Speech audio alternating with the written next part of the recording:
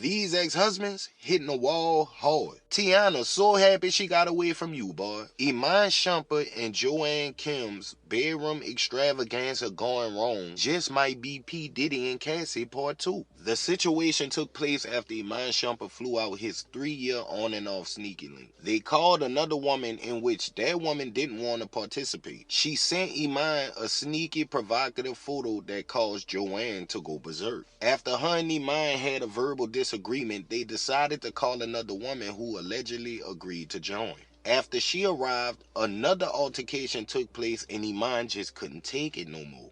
Joanne tried to walk off and call somebody. Iman tried to sneak her. Yes, tried to punch the lady head off while she wasn't looking. But she saw it, ducked it, and was able to get out the way, but hit the floor. Iman then grabbed her by her wrists and her ankles, dragged her out the room, threw her down the stairs, then called his best friend to try to come help him. The other woman that was there, she then jumped in and tried to throw Joanne back down the stairs after she tried to retrieve her belongings. The situation got so messy and critical, Joanne filed an official police report with South Fulton County. So this is a developing case, and I will keep y'all updated on everything that's going on, but it's not looking too good for Iman. I don't know what your problem is, but ever since your daddy ain't been in your life, you been acting strange. Thank God Teyana and Junie got out of there, because it might have turned bad, just like it did for Joanne. I'm sending my prayers out to everybody that was hurt or harmed in the situation, and I'm praying justice is served.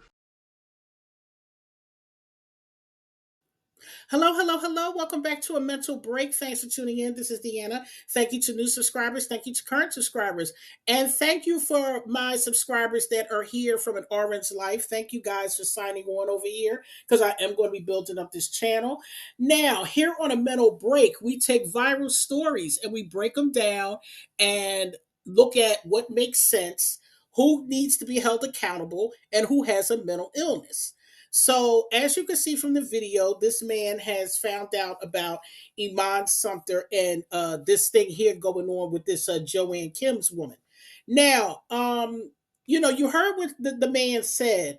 Now, this is what I suspect. I suspect that this Joanna Kim's woman is a 304. And the reason why I say that is because they said that he said that she's the on again, off again, and he flew her out or whatever. And then there was another woman involved for a threesome. Usually, when stuff like that goes on, it's usually some 304 stuff going on. That's usually how that goes. And Joanne probably came out expecting to get, I'm just going to use this hypothetically, expecting to get 5,000, and then she finds out when she gets there that he wants another woman involved. So she probably got mad and was like, listen, number one, I don't want to split my bag. Number two, I ain't come out here to be with another woman. So she probably got mad about it. And that's why the fight ensued. And she probably saw the pictures that the woman sent on the phone. It was like, oh, is this the woman? He probably showed her, well, listen, this the one, whatever. And she probably said, no, I'm not doing that. So they've gotten into probably an altercation then, and then he got called another 304 to come over, and the argument continued. It continued. And then what happened was when the argument was escalating, that's when he calls a friend over because the man said he called his best friend. So he probably called him to come over there and help with them two women because they was probably in there arguing and carrying on because both women want their full money. And he didn't say if the friend actually got there or not. So this Joanne one is the one that got beat up the most, probably. I'm sure there was more fighting than just her and Iman. I'm sure that third woman was involved in some way for her to join in and drag her down the steps too. So this is some, 304 mess. And I'm gonna just say this, Teyana Taylor, she I don't think in the beginning of dating him she knew what she was getting, but she know what she got afterwards. And I believe that Teyana hid a lot of this because remember she talked about they did threesomes too. Now remember she talked about that too. So because of the fact that she talked about it too, Teyana knew some stuff. She knew some stuff that she wasn't disclosing because she wants to keep her marriage together and the kids. And remember, I kept telling you, I can't say that. I didn't say it on this channel. When it comes to the entertainment world, you look better as a family than single. You look better with having a husband and children, or a steady boyfriend and children. This is why Megan and Clay are together. They're trying to change Megan's image. They're trying to give her a more polished, clean look, if you notice. So this is what they do in the entertainment world because they have to sell to us.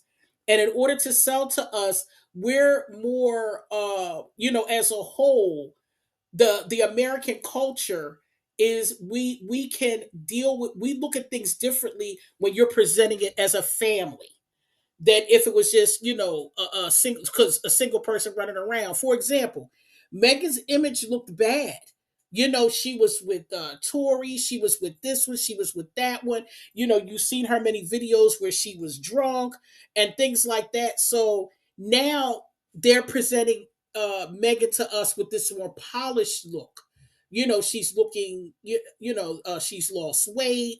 They're making her dress different. She's with Clay, and this guy is more, you know, he's the clean cut dude, not the hood dude. They're trying to show her in an adult relationship. So they're trying to polish her image. And that's why Teyana stayed with him for as long as she possibly could, because this man is clearly crazy. It's something seriously wrong with this man. And this man got both going on, mental illness and accountability.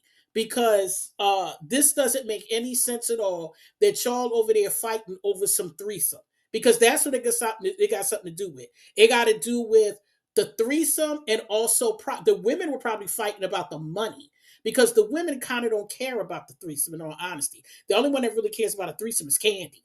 But these women don't care. They 304s and they want their money, and he just wants to have his, one of his deviant nights, because he's fighting his own demons, okay? Because men that act like this, allegedly, apparently, they be on the DL.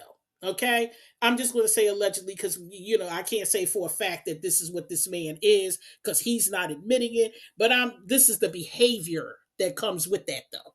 So I'll just say that. But Iman needs I don't even know if you could say this man needs therapy, because some people are so, far gone sometimes. Sometimes there ain't enough hours in the day, or enough years on earth for some of these people. Men like this, they have to age out. And men like him, usually men like this, they don't live to an old age because their lifestyles are so reckless.